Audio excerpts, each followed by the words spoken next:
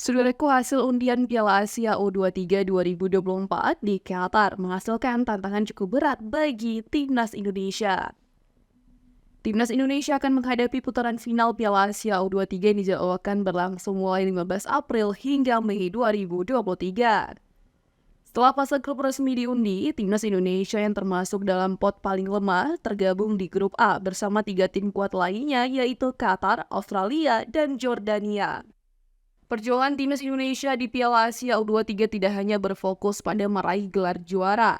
Mereka juga bertarung untuk memperoleh tiket ke Olimpiade Paris yang berlangsung pada Juli-Agustus 2024.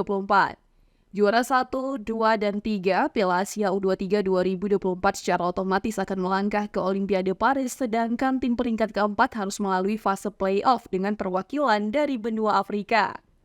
Partisipasi timnas Indonesia di Piala Asia U23 ini menjadi yang pertama kalinya. Sejak dimulai pada tahun 2013, tim Garuda Muda selalu gagal melewati fase kualifikasi. Barulah pada era Sintayong, timnas Indonesia berhasil menunjukkan kualitasnya. Penting untuk dicatat bahwa timnas Indonesia berhasil mengalahkan 2 lawan di fase kualifikasi, yaitu Cina Taipei dan Turkmenistan.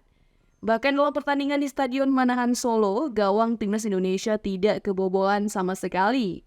Timnas Indonesia menghancurkan Cina Taipei dengan skor 9-0 dan melanjutkan kemenangan atas Turkmenistan dengan skor 4-0.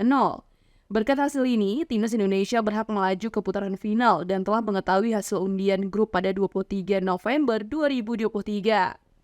Selain timnas Indonesia, beberapa perwakilan ASEAN lainnya juga ambil bagian dalam Piala Asia U23, termasuk Vietnam, Thailand, dan Malaysia.